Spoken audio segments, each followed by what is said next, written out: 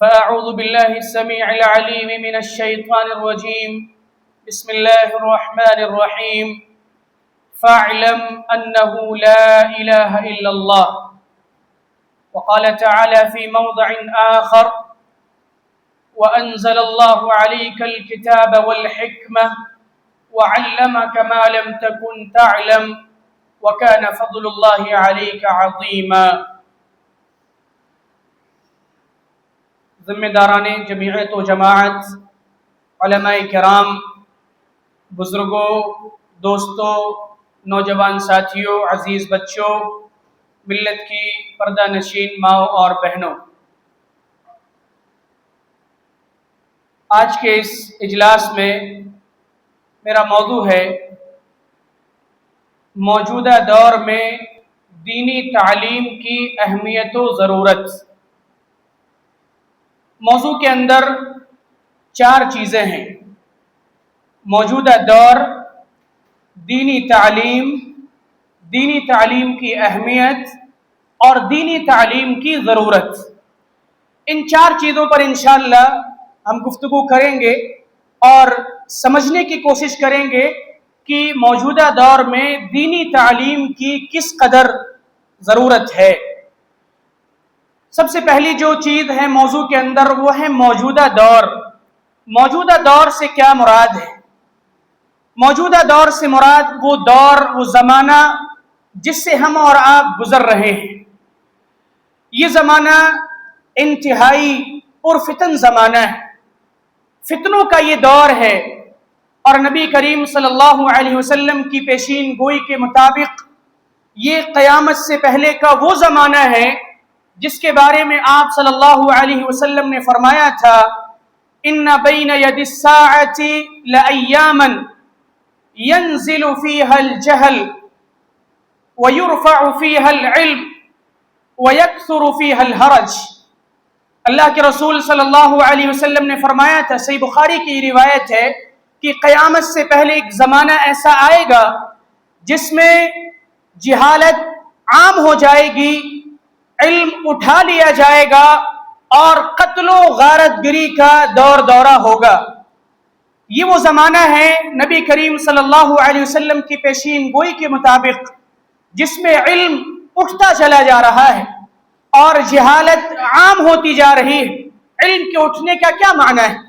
علم کے اٹھنے کا معنی یہ ہے کہ حملۃ العلم یعنی اصحاب علم اور علماء ربانیین کو اٹھا لیا جائے، ان کو وفات دے دی جائے، ان کو موت دے دی جائے.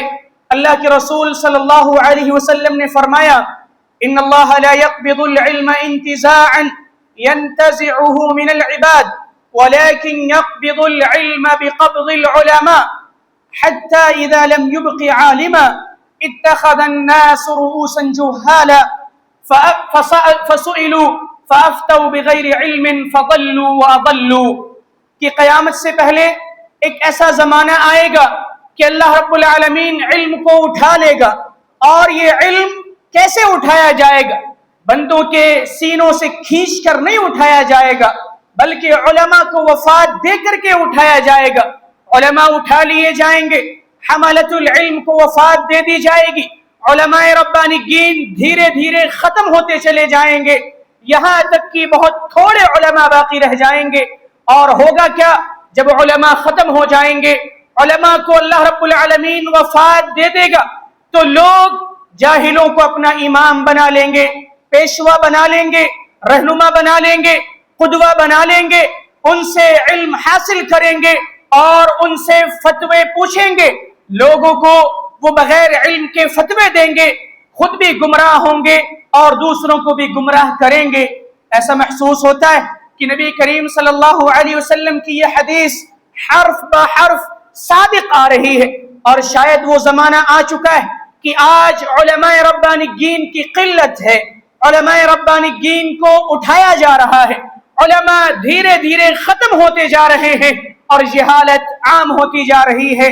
تو ہم ایک ایسے زمانے میں ہیں جو جہالت کا زمانہ ہے، ہم ایک ایسے دور میں ہیں جو فتنوں کا دور ہے، اور فتنوں کے دور میں ہمارے لیے ضروری ہے کہ ہم علم حاصل کریں.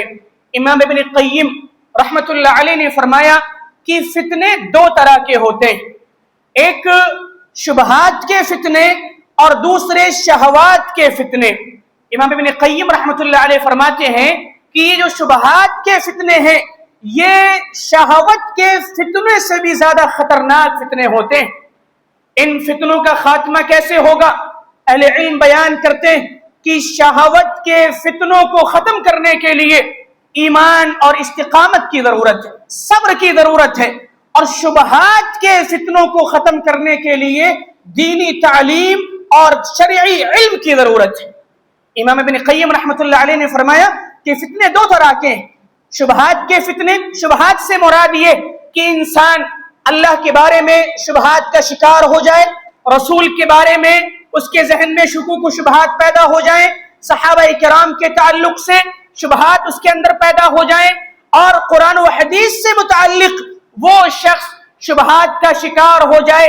ایسے شبہات کے فتنوں سے بچنے کے لیے انسان کے لیے ضروری ہے کہ وہ شریعت اسلامیہ کا علم حاصل کرے، دینی تعلیم حاصل کرے، تاکہ وہ جان سکے کہ اللہ رب العالمین کے حقوق کیا ہیں، تاکہ اسے پتہ چل سکے کہ رسول اللہ صلی اللہ علیہ وسلم کے حقوق کیا ہیں، تاکہ اس کے ذہن و دماغ میں یہ بات آ سکے کہ صحابہ کرام کا مقام کیا ہے، منہج سلف کیا ہے، قرآن و سنت کو سمجھنا کیسے ہے، اور قرآن و سنت سے علم کیسے حاصل کرنا ہے۔ انتہائی ضروری امر ہے یہ، اور موضوع سے متعلق یہ بات ہے کہ یہ جو فتنوں کا زمانہ ہے، اور خاص طور سے جو شبہات کے فتنے پائے جاتے ہیں، ان فتنوں کے زمانے میں ہمارے لیے ضروری ہے کہ ہم علم دین حاصل کریں۔ موجودہ دور سے ہمارے سامنے یہ بات واضح ہوئی کہ وہ دور جس میں ہم اور آپ جی رہے ہیں، جس میں فتنے بہت زیادہ ہیں، ارتداد کا فتنہ، برادرز کا فتنہ، شرک کا فتنہ، بدعات کا فتنہ، خرافات کا فتنہ، شیعیت کا فتنہ، تصوف کا فتنہ، اور ایسے بے شمار فتنے، ارتداد اور الحاد کا فتنہ، لڑکیوں کی بغاوت کا فتنہ، بے حیائی کا فتنہ، بے پردگی کا فتنہ، مسجدوں سے دوری کا فتنہ، علماء سے بدظن ہونے کا فتنہ، قرآن و حدیث کے بارے میں شکوک و شبہات پیدا کرنے کا فتنہ، یہ ایسے فتنے ہیں جن فتنوں سے بچنے کے لیے اور جن فتنوں سے نبرد آزما ہونے کے لیے ہمیں علم میں آگے بڑھنا اور دینی تعلیم حاصل کرنا ہمارے لیے انتہائی ضروری ہے۔ تو ہمارے سامنے یہ بات واضح ہوئی کہ موجودہ دور سے کیا چیز مراد ہے۔ دوسری چیز موضوع کے اندر ہے دینی تعلیم۔ دینی تعلیم یہ کیا ہے؟ علم کی تعریف ہم پہلے جانیں تاکہ بات سمجھنے میں آسانی ہو۔ علم یہ جہالت کی ضد ہے، علم یہ جہالت کی ضد ہے، جہالت کا اپوزٹ ہے۔ اہل علم کہتے ہیں علم کی تعریف کرتے ہوئے العلم ادراک الشیء علی ما هو ادراکا جازما، علم کہتے ہیں کسی چیز کو پختہ طریقے سے اس کی حقیقت کے اعتبار سے جاننا، جو چیز جیسی ہے ویسے جاننا۔ یقینی طور پر اگر اس میں شک پیدا ہو جائے تو پھر اسے علم نہیں کہیں گے۔ یقینی طور پر پختگی کے ساتھ کسی چیز کو جاننے کا نام علم ہے، یہ علم کی تعریف۔ اہل علم کہتے ہیں کہ علم کی دو قسمیں ہیں، ایک علم ہے جس کو فرض عین کہا جاتا ہے، اور دوسرا علم ہے جس کو فرض کفایہ کہا جاتا ہے۔ فرض عین کا معنی ایسا علم جو تمام مسلمانوں کے لیے سیکھنا ضروری اور واجب ہے، چاہے مرد ہوں یا عورتیں۔ جیسے اس کی مثال آپ یوں سمجھیں کہ نماز، 5 وقت کی نماز یہ فرض عین ہے، یعنی ہر شخص پہ واجب ہے۔ ایسا نہیں کہ سماج کے چند افراد، بزرگ، علماء پڑھ لیں تو سارے لوگوں سے یہ فرض ساقط ہو جائے گا، نہیں میرے بھائیوں، یہ فرض عین ہے، یعنی ہر شخص کو نماز پڑھنی ہے، اس کے اوپر واجب ہے، ضروری ہے۔ ہاں جنازے کی نماز یہ فرض کفایہ ہے، اگر سماج اور معاشرے کے چند لوگ بھی جنازے کی نماز پڑھ لیتے ہیں اور جنازے میں شریک ہو جاتے ہیں تو یہ اس قوم کے لوگوں سے فرض ادا ہو جائے گا۔ اسی طریقے سے علم کی دو قسمیں ہیں، ایک فرض عین اور دوسرا فرض کفایہ۔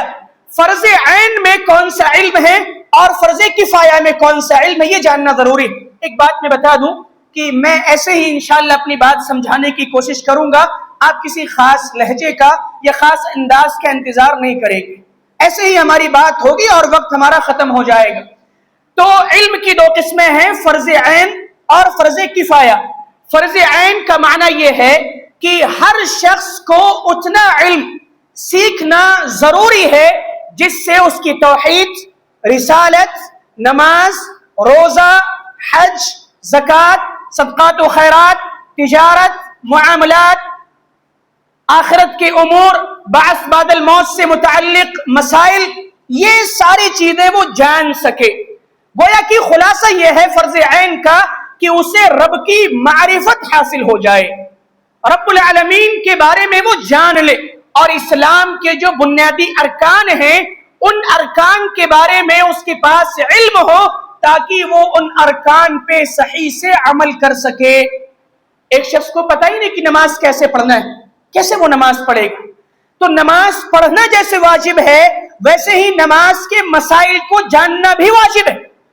جیسے نماز کے لیے وضو شرط ہے تو وضو کا طریقہ جاننا بھی ضروری ہے، زکوٰۃ فرض ہے، زکوٰۃ کے مسائل جاننا بھی ضروری ہے، حج استطاعت کے ساتھ فرض ہے تو حج کے مسائل جاننا بھی ضروری ہے، روزے فرض ہیں، روزے کے مسائل جاننا ضروری ہے، خواتین کے جو مخصوص ایام ہیں ان مخصوص ایام کے مسائل ان کے لیے جاننا ضروری ہے تاکہ وہ پاکی اور طہارت کا خیال کر سکے اور نماز روزے کا وہ خیال کر سکے کہ کب انہیں نماز پڑھنی ہے، کب نہیں پڑھنی، اور کب سے دوبارہ نماز شروع کرنی ہے۔ یہ فرض عین ہے جس میں سب سے پہلے توحید کا علم ہے، رسالت کا علم ہے، یعنی اللہ اور اس کے رسول کی معرفت کے ساتھ ساتھ اسلام کے بنیادی ارکان کی معرفت اور جانکاری حاصل کرنا، یہ تمام مسلمان مرد اور عورتوں پر فرض ہے، واجب ہے۔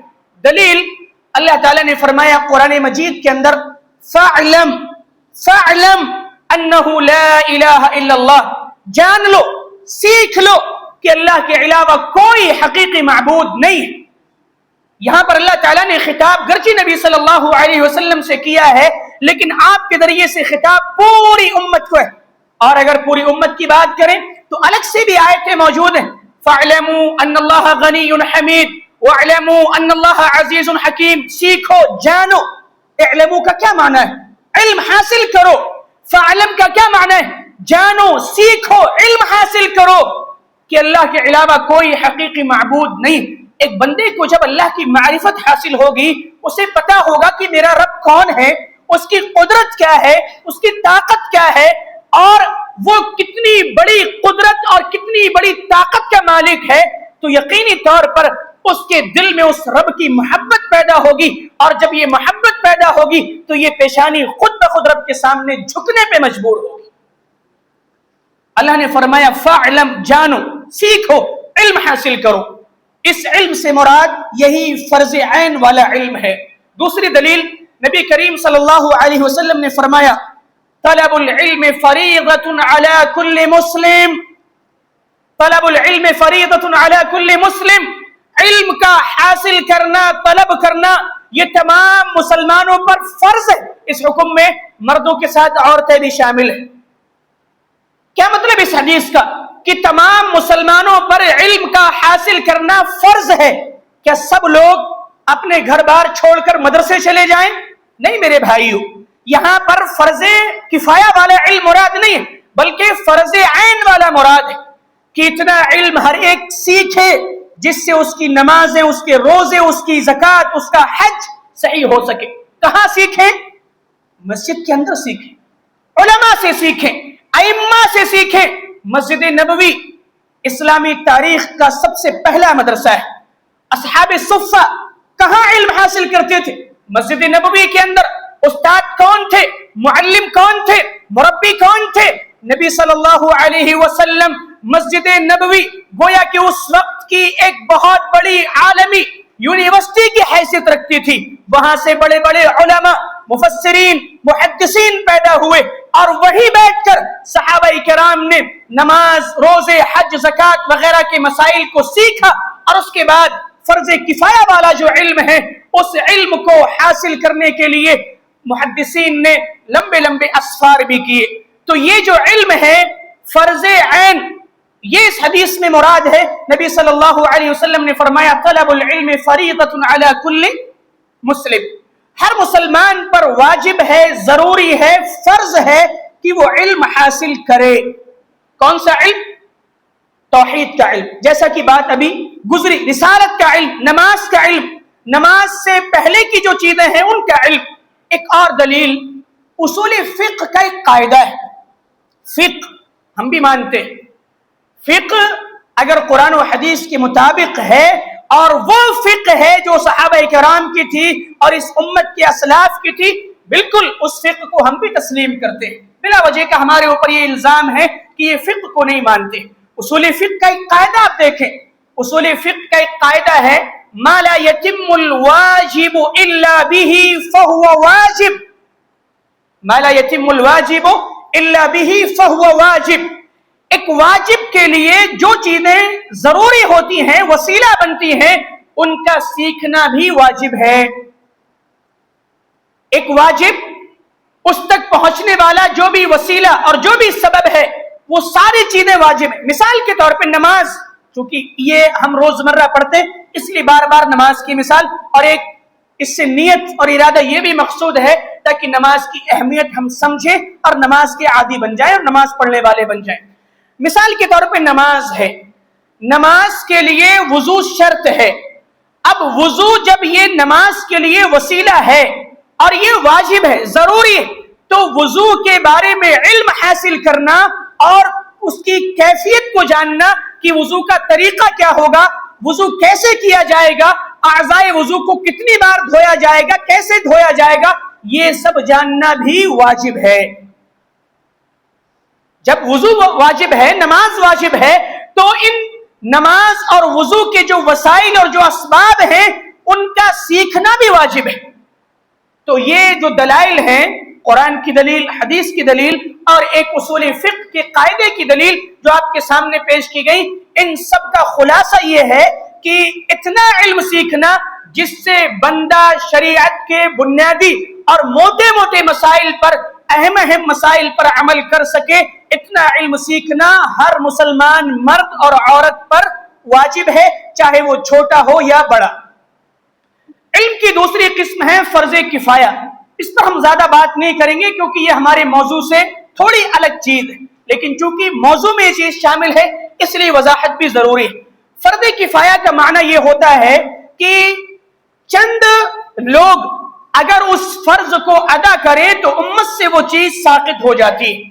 فرض کفایہ جو علم ہے اس سے مراد حدود، تعزیرات، فرائض یعنی علم المیراث اور طلاق، خلا، اس طرح کے جو مشکل مسائل ہیں جن کو شریعت کی اصطلاح میں فقہ کہا جاتا ہے، باریکی سے جن پر اسٹڈی کی جاتی ہے، اس علم کا حاصل کرنا یہ امت کے لوگوں پر فرض کفایہ ہے.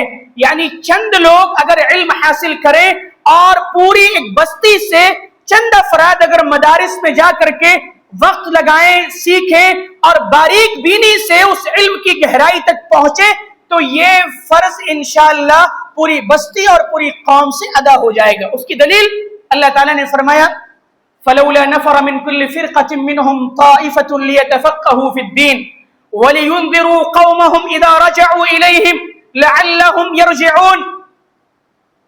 کہ ایسا کیوں نہ ہوا کہ ان میں سے ایک جماعت نکلتی اور وہ علم حاصل کرنے کے لیے سفر کرتی، دین میں فقہ حاصل کرتی. یہاں پر جو لفظ استعمال ہوا لِيَتَفَقَّهُوا فِي الدِّينِ، تاکہ وہ فقہ حاصل کرے، دین کی سمجھ حاصل کرے.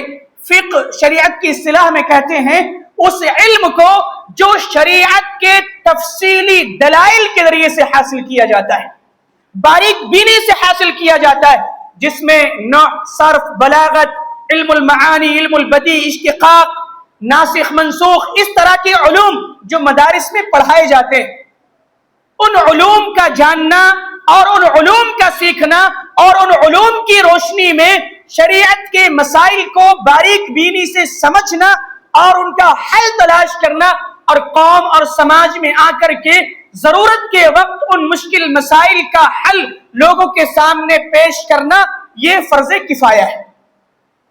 اس سے ایک بات یہ واضح ہو گئی کہ سب لوگ مدرسے جا کر کے علم حاصل نہیں کریں گے۔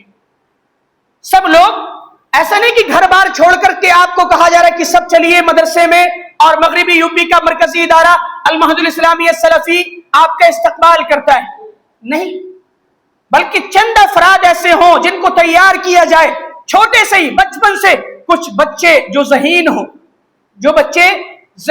یہ بھی مسلم معاشرے کی ایک بدقسمتی ہے کہ جو غبی اور کمزور ذہن کے بچے ہوتے ہیں ان کو مدارس میں ڈال دیا جاتا ہے، اور جو ذہین بچے ہوتے ہیں ان کو دنیاوی تعلیم میں آگے بڑھایا جاتا ہے۔ اس سے ہٹ کر کے میں ایک بات کہوں گا کہ شروع سے ہی اس فرض کفایہ کو ادا کرنے کے لیے ہر بستی، ہر قوم کے کچھ ذہین بچے ہوں جن کو حصول علم کے لیے تیار کیا جائے، تاکہ وہ قوم سے اس فرض کفایہ کو ادا کر سکیں اور وہ شریعت کا تفصیلی علم حاصل کر سکیں، اور قوم اور معاشرے کی دینی اور علمی ضرورت کا وہ خیال کرتے ہوئے قوم اور سماج اور معاشرے کی اصلاح کا بیڑا اٹھا سکیں۔ یہ دینی تعلیم میں علم کی دو قسمیں آپ کے سامنے بیان ہوئی، ایک فرض عین، دوسری فرض کفایہ۔ دینی تعلیم کی اہمیت کیا ہے؟ دینی تعلیم انتہائی اہم اور ضروری معاملہ ہے، ضروری چیز۔ اللہ رب العالمین نے جب قرآن مجید کی وحی کا آغاز کیا، سب سے پہلا پیغام اپنے آخری نبی کو یہ دیا، اقرأ بسم ربک الذی خلق، آپ پڑھیں، علم حاصل کریں، اور اس کے بعد آپ دعوت و ارشاد اور دعوت و تبلیغ کا فریضہ انجام دیں، پڑھیں۔ گویا کہ اس امت کے لیے سب سے پہلا پیغام اور اس امت کو سب سے پہلا سبق یہ دیا گیا، سب سے پہلی نصیحت یہ کی گئی کہ امت کے افراد پڑھیں، علم حاصل کریں، اور اس رب کریم کو جانیں جس رب کریم نے ہمیں خون کے لوتھڑے سے پیدا کیا ہے اور ہماری بہترین انداز میں احسن تقویم میں ہماری تخلیق فرمائی ہے۔ یہ دینی تعلیم کی اہمیت کہ اللہ رب العالمین نے سب سے پہلا پیغام اس امت محمدیہ کے افراد کو یہ دیا کہ وہ سیکھیں، پڑھیں اور علم حاصل کریں۔ دوسری آیت دینی تعلیم کی اہمیت سے متعلق اللہ تعالیٰ نے فرمایا، وَأَنزَلَ اللَّهُ عَلَيْكَ الْكِتَابَ وَالْحِكْمَةَ وَعَلَّمَكَ مَا لَمْ تَكُنْ تَعْلَمْ وَكَانَ فَضْلُ اللَّهِ عَلَيْكَ عَظِيمًا۔ اللہ تعالیٰ نے آپ کے اوپر کتاب اور سنت عطا کی، کتاب و حکمت نازل فرمائی، اور آپ کو وہ چیزیں سکھائیں جو آپ نہیں جانتے تھے، اور اللہ تعالیٰ نے آپ پر بہت بڑا احسان اور بہت بڑا فضل کیا ہے۔ یہاں آپ دیکھیں اللہ رب العالمین نے علم سکھانے کو اور رسول اکرم صلی اللہ علیہ وسلم کو تعلیم دینے کو فضل سے تعبیر کیا ہے۔ یہ گویا کی دینی تعلیم اللہ رب العالمین کا خاص فضل ہے، اور یہ خاص فضل اس کے خاص بندوں کو نصیب ہوتا ہے۔ اللہ کے رسول صلی اللہ علیہ وسلم نے فرمایا، من یرد اللہ بہ خیرا یفقہہ فی الدین، اللہ تعالیٰ جس کے ساتھ خیر کا ارادہ کرتا ہے اسے دین کی سمجھ اور دین کی فقہ عطا فرماتا ہے۔ دینی تعلیم کی اہمیت کا اندازہ اس بات سے بھی لگایا جا سکتا ہے کہ اللہ تعالیٰ نے ان لوگوں کے مقام کو بلند فرمایا ہے جو اللہ رب العالمین کے دین کا علم حاصل کرتے۔ فرمایا رب العالمین نے، یرفع اللہ الذین آمنوا منکم والذین اوتوا العلم درجات، اللہ تعالیٰ دو طرح کے لوگوں کا درجہ اور دو طرح کے لوگوں کا مقام بلند فرماتا ہے، ایک ایمان والے اور دوسرے علم والے۔ جو لوگ دینی تعلیم حاصل کرتے اور حصول علم میں اپنے آپ کو لگاتے، اللہ تعالیٰ ان کے مقام کو، ان کے شرف کو، ان کے رتبے کو بڑھا دیتا ہے، ان کا مقام اللہ رب العالمین کی نظر میں اونچا ہو جاتا ہے۔ اور علماء، علم حاصل کرنے والے، دینی تعلیم میں اپنے آپ کو لگانے والے، حصول علم کا شوق اپنے اندر رکھنے والے، یہ وہ لوگ ہیں جن لوگوں کا تذکرہ اللہ تعالیٰ نے اپنے ساتھ اور اپنے فرشتوں کے ساتھ کیا ہے۔ فرمایا، شہد اللہ انہ لا الہ الا ہو والملائکۃ واولو العلم قائما بالقسط، اللہ نے اس بات کی گواہی دی، فرشتوں نے گواہی دی اور اہل علم نے گواہی دی کہ اللہ کے علاوہ کوئی حقیقی معبود نہیں، کوئی سچا معبود نہیں۔ گویا کہ اللہ تعالیٰ نے اپنی توحید پر خود اپنے آپ کو گواہ بنایا، اپنے فرشتوں کو گواہ بنایا، اور اس دنیا کے علماء کو اور اصحاب علم کو گواہ بناتے ہوئے فرمایا کہ اس دنیا کے علماء بھی اس بات پر گواہ ہیں کہ اللہ کے علاوہ کوئی حقیقی معبود نہیں۔ دین تعلیم کی اہمیت کا اندازہ اس بات سے آپ لگا سکتے ہیں، امام ابن قیم رحمۃ اللہ علیہ فرماتے ہیں کہ جس دل میں دینی تعلیم کا شوق ہوتا ہے اور جو سینہ حصول علم کے لیے کھلتا ہے، اللہ رب العالمین اس کے سینے کو مزید کشادہ کر دیتا ہے، اللہ تعالیٰ اس کے سینے کو کھول دیتا ہے، انسان علم حاصل کرتا ہے، اللہ تعالیٰ مزید اس کے شوق کو بڑھاتا ہے اور اس کے لیے جنت کا راستہ بھی آسان ہو جاتا ہے۔ جب اس کا سینہ کھلتا چلا جاتا ہے، اس کے لیے حقائق واضح ہوتے چلے جاتے ہیں، شرکیات سے وہ توبہ کرتا ہے، بدعات سے وہ توبہ کرتا ہے، اور ایک وقت آتا ہے کہ وہ پکا سچا موحد، متبع سنت اور دین کا سچا شہدائی بن جاتا ہے۔ تو یہ علم روشنی ہے، یہ علم ایک نور ہے، یہ علم ایک ہدایت ہے، اور یہ علم ایک ایسا نور ہے، ایک ایسی روشنی ہے جس سے ضلالت و جہالت اور گمراہیوں کی تاریکیاں دور ہو جاتی ہیں۔ اللہ تعالیٰ نے فرمایا قد جاءکم من اللہ نور و کتاب مبین یہدی بہ اللہ من اتبع رضوانہ سبل السلام ویخرجہم من الظلمات الى النور۔ اللہ نے قرآن کے تعلق سے فرمایا کہ یقیناً تمہارے پاس اللہ کی جانب سے قرآن کی شکل میں ایک ایسا نور آ چکا ہے، ایک ایسی کتاب آ چکی، ایک ایسی ہدایت کا سرچشمہ آ چکا ہے کہ جو شخص اس کتاب کی پیروی کرے گا، اللہ تعالیٰ اس کے لیے ہدایت کے راستے کھول دے گا، واضح کر دے گا، اور اس کو ظلمات سے نکال کر کے ہدایت کے راستے پر لگا دے گا۔ تو یہ علم روشنی ہے اور یہ علم نور ہے، اور جس قدر انسان اس روشنی سے فائدہ اٹھائے گا، دنیا اس کی روشن ہوتی چلی جائے گی۔ امام زہری رحمت اللہ علیہ فرماتے ہیں کہ جب قرآن مجید کی یہ آیت کریمہ نازل ہوئی فلولا نفر من كل فرقة منهم طائفة ليتفقهوا في الدين، کہ لوگ علم حاصل کریں اور دین میں تفقہ حاصل کریں، تو صحابہ کرام کے اندر ایک فکر یہ پیدا ہو گئی کہ دین اور دنیا کی حفاظت کا ذریعہ دینی تعلیم کو حاصل کرنا ہے۔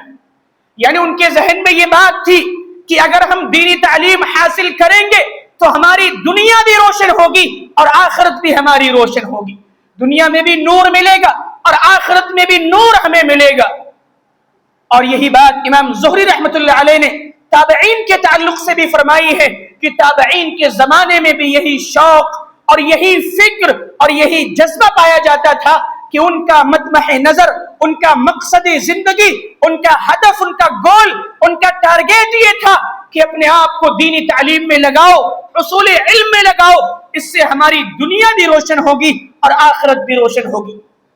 دینی تعلیم کی اہمیت کا اندازہ آپ اس بات سے لگا سکتے ہیں کہ جب تک بندہ دینی تعلیم حاصل کرتا ہے، اس کے لیے فرشتے، مچھلیاں، سمندر کی تہوں میں مچھلیاں اور زمین کی تمام چیزیں مغفرت کی دعائیں کرتی ہیں۔ جو شخص اپنے آپ کو حصول علم میں لگاتا ہے، اس کے لیے دنیا کی مخلوقات دعائیں کرتی ہیں، فرشتے اس کے لیے پر بچھاتے ہیں اور اس کے لیے جنت کا راستہ آسان ہو جاتا ہے۔ من سلک طریقا یلتمس فیہ علما سہل اللہ لہ بہ طریقا الی الجنہ۔ جو آدمی اپنے آپ کو حصول علم کے راستے میں لگاتا ہے، اللہ تعالیٰ اس کی برکت سے اس کے لیے جنت کے راستے آسان کر دیتا ہے۔ بھائیو، علم کا راستہ گویا کہ یہ جنت کا راستہ ہے، علم کا راستہ یہ رب العالمین کی معرفت کا راستہ ہے، علم کا راستہ یہ ہدایت کا راستہ ہے، علم کا راستہ یہ نور کا راستہ ہے، اور علم کا راستہ یہ وہ راستہ ہے جس راستے پر چل کر انسان سیدھا رب کی بنائی ہوئی جنت میں داخل ہو سکتا ہے۔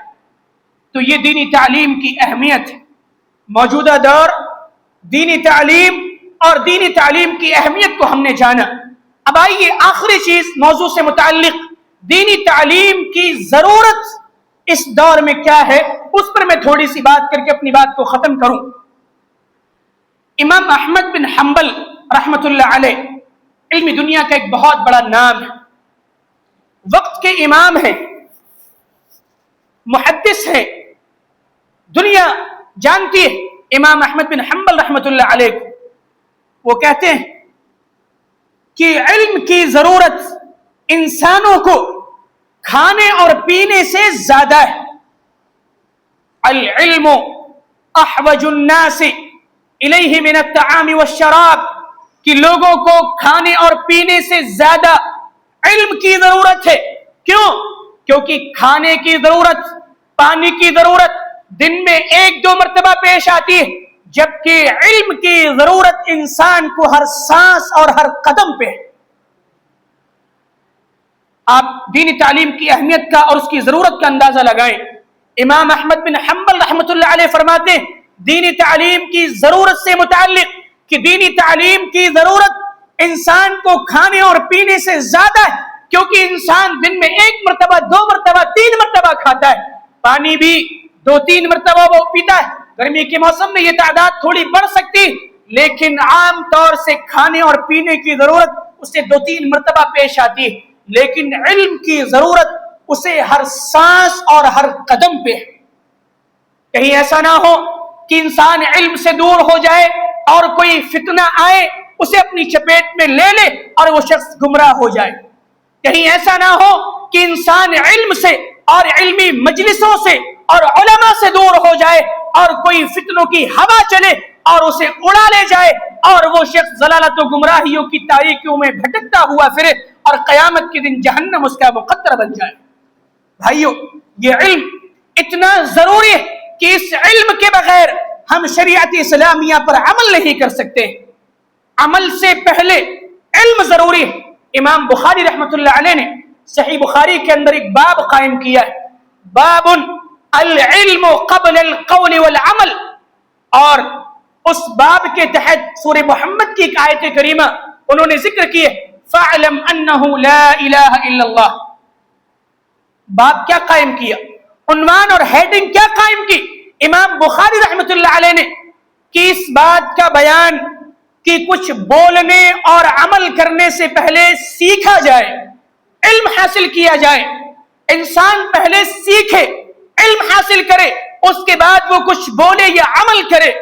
بعض اسلاف کے اقوال کا خلاصہ یہ کہ اگر انسان علم کے ساتھ تھوڑا عمل کرتا ہے تو اس کا یہ تھوڑا عمل جاہل کے بہت زیادہ عمل کے بالمقابل زیادہ فائدے مند ہے۔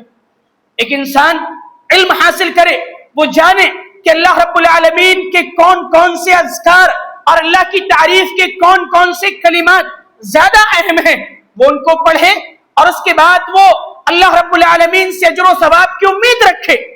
اور ایک آدمی کو پتہ ہی نہیں کہ اللہ کا ذکر کیسے کرنا ہے، اس کو کیسے یاد کرنا ہے، نماز کیسے پڑھنی ہے، نماز میں دعائیں کون سی ہونی چاہیے، تو پھر انسان زندگی بھر نماز پڑھتا رہے، اس کا یہ عمل بیکار ہے، بے فائدہ ہے۔ تو امام بخاری رحمت اللہ علیہ ایک باب قائم کرتے ہیں، اور امام بخاری رحمت اللہ علیہ کے تعلق سے یہ چیز مشہور ہے، فقہ البخاری فی تراجمہ، یعنی باب کے ذریعے سے ہی امام بخاری رحمت اللہ علیہ مسائل کا استنباط کرتے ہیں اور باریکی سے چیزوں کو سمجھانے کی کوشش کرتے ہیں۔ اس باب کے ذریعے سے امام بخاری رحمت اللہ علیہ نے دینی تعلیم کی اہمیت اور اس کی ضرورت کو بتایا کہ دینی تعلیم اتنی ضروری ہے کہ انسان بولنے سے پہلے اور عمل کرنے سے پہلے سیکھے، علم حاصل کرے۔ یہاں ایک بات اور بتا دوں میں کہ بولنا یہ کمال نہیں ہے۔ انسان کیا سمجھتا ہے کہ ہمارے پاس جو بھی تھوڑی موڑی چیزیں ہیں اسے لاؤ بول دو۔ علماء کی مجلس میں بھی لوگ بولنے سے گریز نہیں کرتے، جبکہ جب تک اس بات کی تحقیق نہ ہو اور پختہ علم نہ ہو۔ شروع میں نے بتایا تھا علم کی تعریف میں کہ چیزوں کو اس کی حقیقت کے اعتبار سے جاننے کا نام علم ہے۔ اگر آپ کو شک ہے، شبہ ہے، آپ خاموش رہیں۔ فَاسْأَلُوا أَهْلَ الذِّكْرِ إِن كُنتُمْ لَا تَعْلَمُونَ۔ اگر آپ کے پاس علم نہیں، آپ علماء سے جانیں، سیکھیں، اس کے بعد جا کر کے اس کی نشر و اشاعت اور تبلیغ کا کام کریں۔ پہلے سیکھیں، جانیں، علم حاصل کریں، اس کے بعد عمل کریں. علم کتنا ضروری ہے؟ یہ علم موجودہ دور میں اس لیے بھی ضروری ہے چونکہ یہ جہالت کا دور ہے، اور جہالت کو ختم کرنے کے لیے اور جہالت کو دور کرنے کے لیے علم انتہائی ضروری اور ناگزیر ہے. اسی لیے اللہ رب العالمین نے قرآن مجید کی مختلف آیتوں میں اصول علم پر ابھارا ہے اور علم کی اہمیت کو بتا کر کے ساتھ میں اس کی ضرورت کی طرف بھی اشارہ کیا ہے. دینی تعلیم کی ضرورت اس لیے بھی ہے چونکہ اگر انسان کے پاس علم ہوگا تو اس کا عمل درست ہوگا. ایک انسان اپنے عمل میں بہت مخلص ہے، اخلاص اس کے یہاں پایا جاتا ہے، کیونکہ عمل کی قبولیت کے لیے دو بنیادی شرطیں اخلاص اور متابعت رسول. وہ مخلص ہے لیکن اس عمل کے بارے میں اس کے پاس علم نہیں ہے، اس کا یہ عمل بیکار ہے، قبول نہیں ہے. اللہ کے رسول صلی اللہ علیہ وسلم نے فرمایا من عمل عملا لیس علیہ امرنا فہو رد. جس نے کوئی ایسا کام کیا جس پر ہماری مہر نہیں، جو ہمارے طریقے کے خلاف ہے، وہ عمل اس کا مردود اور غیر مقبول ہے. انسان کتنا ہی مخلص ہو اور اس کے عمل میں کتنا ہی اخلاص ہو، لیکن اس عمل پہ اگر نبی صلی اللہ علیہ وسلم کی مہر نہیں اور اسے یہ پتہ نہیں کہ یہ کام رسول سے ثابت ہے کہ نہیں ہے، پھر بھی وہ کیے جا رہا ہے، تو اس کا یہ عمل قبول نہیں ہو سکتا ہے. تو عمل کی درستگی کے لیے بھی علم کا سیکھنا اور علم کو جاننا انتہائی ضروری ہے. اب ایک انسان نماز پڑھنے کے لیے کھڑا ہوا ہے اور اسے پتہ نہیں کہ وضو کیسے ہوگا، اس کا وضو درست ہوا ہی نہیں. جب وضو درست نہیں ہے تو اس کی نماز بھی درست نہیں ہو سکتی. ایک انسان ناپاک، اسے غسل جنابت کی ضرورت ہے، یا وہ ویسے ہی ناپاک ہے، محتلم ہے وہ اور اسے غسل کی ضرورت ہے. اب اسے غسل کا طریقہ پتہ ہی نہیں، کیسے وہ پاک ہوگا؟ غسل میں جبکہ نیت بھی ضروری ہے، وضو میں بھی نیت ضروری ہے. یہ ساری چیزیں آپ جانیں، سیکھیں. کہاں جانیں گے، کہاں سیکھیں گے؟ آپ اپنی مسجد کے اندر علماء سے، ائمہ سے، مسجد کے اندر جو دروس ہوتے ہیں ان سے، جو خطبات ہوتے ہیں ان سے، اور اگر کسی مسجد کے اندر کوئی مدرسہ قائم کیا جا رہا ہے اور اس مدرسے کے تحت یہ دینی تعلیم دی جا رہی ہے اور شریعت کی یہ بنیادی چیزیں، وضو کے مسائل، طہارت کے مسائل، نماز کے مسائل، روزے کے مسائل، زکوٰۃ کے مسائل سکھائے جا رہے ہیں، تو ایسے مدرسے کو آپ ضرور جوائن کریں. ایک چیز میں اور بتاؤں آپ کو کہ حصول علم کی راہ میں کچھ چیزیں رکاوٹ بنتی ہیں، کچھ چیزیں روڑا بنتی ہیں. ان میں سب سے پہلی چیز حیا اور شرم ہے. ایک انسان جھجک محسوس کرتا ہے کہ ارے اب وہ 40 سال کا ہو گیا، 50 سال کا ہو گیا، کیسے وہ علم حاصل کرے، لوگ کیا کہیں گے؟ بھائیو، لوگ کچھ نہیں کہیں گے. آپ علم حاصل کریں، آپ کو جو چیز پتہ نہیں ہے آپ جانیں، سیکھیں. کتنے ایسے محدثین ہیں جنہوں نے اپنے علم کی شروعات 40 سال 45 سال کے بعد کی. صحابہ کرام میں کتنے ایسے ہیں جو اسلام لانے کے بعد دینی تعلیم حاصل کرنا شروع کرتے ہیں اور وقت کے محدث اور مفسر بن کر کے ابھرتے ہیں. بچپن سے ہی سارے محدث اور سارے مفسر پیدا نہیں ہوئے. حصول علم کی کوئی عمر نہیں ہوتی. آپ یہ سوچیں کہ چھوٹے بچوں کو علم حاصل کرنا ہے. میں نے بیچ میں اشارہ کیا تھا، آپ چھوٹے بچوں کو اور ذہین بچوں کو تیار کریں اور اپنے قرب و جوار کے مدارس میں بھیجیں آپ. اور آپ کا مغربی یو پی کا مرکزی ادارہ المہد الاسلامیہ سلفی رچھا بریلی، وہاں بھیجیں، وہاں ان کو تعلیم دلائیں. لیکن ہم لوگ جو کاروبار سے جڑے ہوئے، تجارت سے جڑے ہوئے، ہمارے بزرگ جو کہیں جا نہیں سکتے، ان کے لیے کیا ضروری کہ وہ مسجد کے اندر جو مدرسہ، جو درس اور جو تعلیم کا نظام ہے اس نظام سے جڑ کر کے وہ علم حاصل کرے. شرمائے نہیں.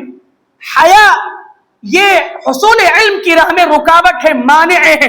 آپ یہ نہ سوچیں کہ ہماری عمر 40 سال ہو گئی، 50 سال ہو گئی، قرآن ہم کیسے پڑھیں؟ پڑھیں بھائیو. آپ اگر یہ بتائیں کہ ابھی اللہ نہ کرے کہیں ایسی جگہ ہمیں جانا پڑ جائے جہاں کوئی ہوٹل نہ ہو، کھانے کا انتظام نہ ہو، تو کیا ہم کھانا بنانا سیکھیں گے؟ نہیں سیکھیں گے. شرمائیں گے کہ ارے ہم تو شادی شدہ ہیں، بال بچے دار ہیں، 50 سال ہماری عمر ہے، نہیں بھوکے پیاسے رہیں گے، ہم روزہ رکھ لیں گے، خالی پیٹ رہیں گے، پانی سے گزارا کر لیں گے، بسکٹ پہ گزارا کر لیں گے، کریں گے گزارا. نہیں نا میرے بھائیوں، آپ کوشش کریں گے، سیکھیں گے، مشورہ کریں گے، وائف کو فون کریں گے اب کیا کریں، کیسے کھانا بنائیں، چاول کیسے بنائیں، دال کیسے بنائیں، ساری چیزیں کریں گے، کیونکہ پیٹ کا مسئلہ ہے، یہ یہاں پر دین کا مسئلہ ہے۔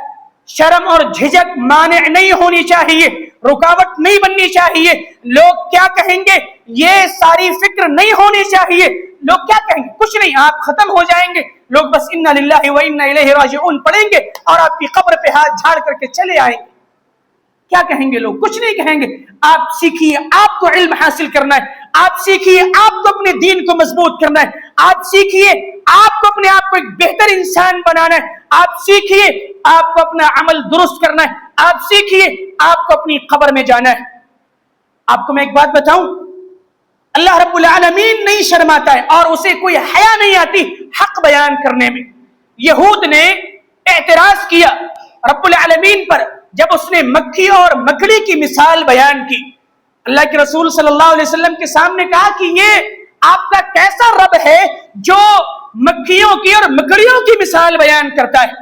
اللہ تعالیٰ نے اس کے رد میں اور یہود کی تردید میں ایک آیت کریمہ نازل فرمائی، ان اللہ لا یستحی ان یضرب مثلا ما بعوضۃ فما فوقها۔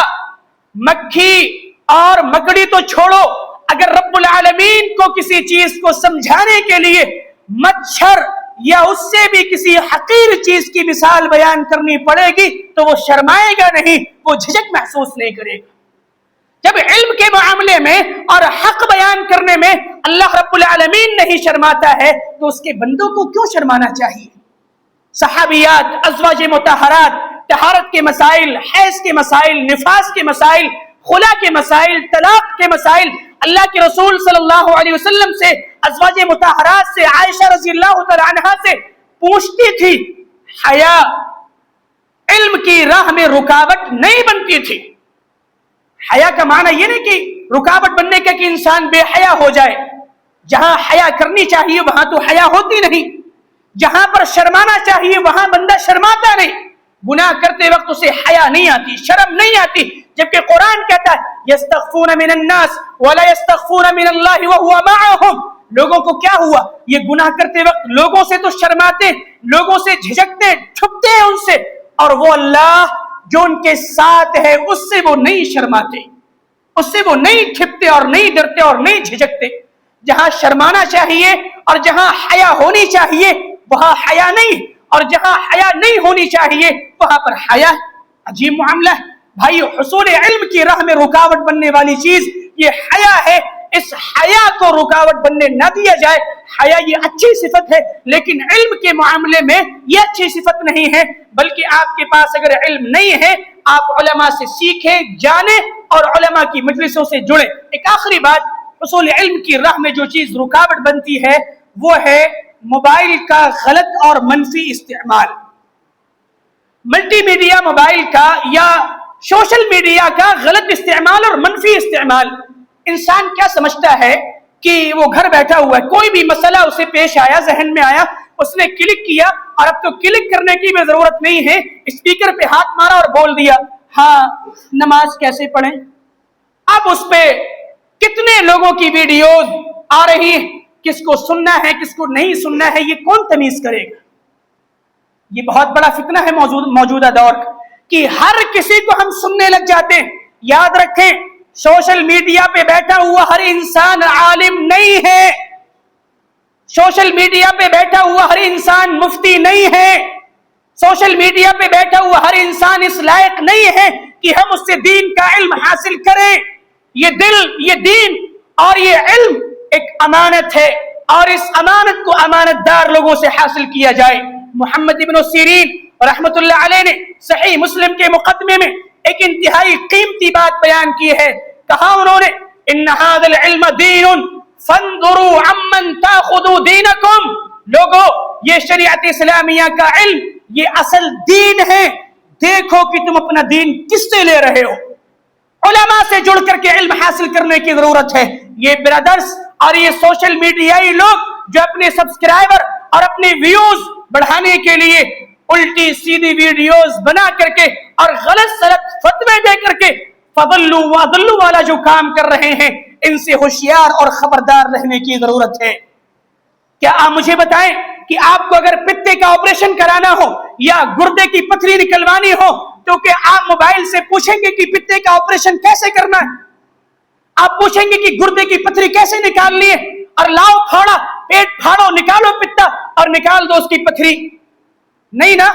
تب تو ایک MBBS MD سرجن ڈاکٹر کی ضرورت ہے کہ صاحب علاقے کا کوئی مشہور ڈاکٹر ہونا چاہیے، مجرب ہونا چاہیے، تجربے کار ہونا چاہیے، تاکہ آپریشن میں کوئی کمی نہ آ جائے۔ اور علم، شریعت کا علم، یہ معمولی چیز چلو کسی سے بھی لے لو، ارے یہ بھی تو پڑھ لکھ کر کے عالم ہوئے ہیں، یہ ٹوپی لگا کر کے، داڑھی رکھ کے، یہ ٹائی باندھ کر کے سوشل میڈیا پہ بیٹھے ہوئے ہیں، یہ بھی تو کچھ سیکھے ہوئے ہوں گے، کچھ جانتے ہی ہوں گے، چلو تو آپ پھر اپنے گاؤں کی محلے کی کلینک پر BMS ڈاکٹر سے جو بیٹھا بیچارہ دوائیں لکھتا ہے اس سے آپریشن کیوں نہیں کرا لیتے؟ کیوں آپ سرجن کا رخ کرتے ہیں؟ دین کے معاملے میں اتنی لاپرواہی اور سستی کیوں ہے؟ یہ دنیا کے معاملے میں پھل سیب کوئی کانا تو نہیں ہے، خراب تو نہیں ہے، 40-50 روپے کلو پیاز ہے، اگر وہ پیاز کوئی خراب چڑھا دے دکاندار، وہ بچاؤ 50 روپے کلو، خراب نہیں ہونی چاہیے، اتنی فکر ہے صاحب۔ اور دین کے معاملے میں کوئی فکر نہیں، کوئی سنجیدگی نہیں، جس سے چاہا علم حاصل کر لیا، ایک کلک پہ ساری شریعت اور ساری جانکاری ہم نے حاصل کر لی، یہ کون سا انصاف ہے؟ بھائیو، عقل سلیم اللہ رب العالمین نے دی ہے، اس کا استعمال کیا جائے اور سوشل میڈیا کے غلط اور منفی استعمال سے بچا جائے۔ چیٹ GPT AI جو مصنوعی ذہانت اس طرح کی چیزیں ہیں، ان سے بھی علم حاصل نہ کیا جائے، کیونکہ ہمیں صحیح اور غلط کی تمیز نہیں ہے، ہم نہیں جانتے کہ کون سی چیز صحیح اور کون سی چیز غلط ہے، لہذا زمینی علماء سے جڑ کر کے، ائمہ سے جڑ کر کے اور حقیقی علماء سے، علماء ربانیین سے جڑ کر کے علم حاصل کریں۔ یہ علم کی راہ میں رکاوٹ بننے کا ایک دوسرا سبب اور ایک دوسری چیز ہے جو رکاوٹ بنتی ہے۔ میری تقریر کا اور اس عنوان کا خلاصہ یہ ہے کہ موجودہ دور یہ فتنوں کا دور ہے، جہالت کا دور ہے۔ اس دور میں دینی تعلیم کی ضرورت انتہائی ناگزیر ہے۔ ہمیں اور آپ کو چاہیے، عوام الناس کو چاہیے، مردوں کو چاہیے، بزرگوں کو چاہیے، بچوں کو چاہیے، عورتوں کو چاہیے کہ وہ دینی تعلیم حاصل کریں، اپنے آپ کو دینی تعلیم سے جوڑیں، مسجد سے جوڑیں، فضول چیزوں میں، موبائل میں، گپ شپ میں، باہر بیٹھ کر کے دنیا کی باتوں میں اپنے وقت کو ضائع نہ کریں، تھوڑا سا وقت دین کے لیے، آخرت کے لیے اور اپنی قبر کے لیے نکالیں، اپنی شخصیت کو بنائیں، سواریں، نکھاریں، ایک اچھے مسلمان بنے، اور لوگ کیا کہیں گے یہ فکر اپنے دماغ سے نکال دیں، متواضع بنے، تواضع اپنے اندر پیدا کریں، خاکساری پیدا کریں، اور جو آپ کی مسجد میں ایک بہترین کام شروع ہونے والا ہے، 30 منٹ کا مدرسہ، اس مدرسے کو چھوٹے بڑے سبھی لوگ جوائن کریں، کسی طرح کی کوئی حیا اور کوئی شرم محسوس کیے بغیر علم کی راہ میں اپنے آپ کو لگائیں، وقت دیں، قربانیاں دیں، انشاءاللہ ایک وقت آئے گا کہ ہم ایک اچھے اور سچے مسلمان بن کر کے زندگی گزاریں گے، سماج اور معاشرے میں مثبت تبدیلی پیدا ہوگی، ہماری مائیں اور بہنیں بھی خود بھی تعلیم کے لیے فکر مند ہوں اور اپنے بچوں کی بھی تعلیم کے لیے وہ فکر کریں، موبائل سے ان کو دور رکھیں، قرآن سے، کتابوں سے، شریعت اسلامیہ سے ان کو جوڑیں۔ باتیں بہت ہو سکتی ہیں، وقت اس بات کی اجازت نہیں دیتا کہ مزید کچھ کہا جائے۔ دعا ہے کہ رب العالمین ہم سب کو دینی تعلیم سے محبت کرنے والا بنائے۔ رب العالمین موجودہ دور میں جو کہ فتنوں کا دور ہے، اس دور میں دینی تعلیم کی ضرورت کو سمجھتے ہوئے دینی تعلیم حاصل کرنے کی توفیق عطا فرمائے، آمین۔ اقول قولی هذا استغفر الله لي ولكم ولسائر المسلمين فاستغفروه من كل ذنب انه هو الغفور الرحيم۔ والسلام علیکم ورحمۃ اللہ وبرکاتہ۔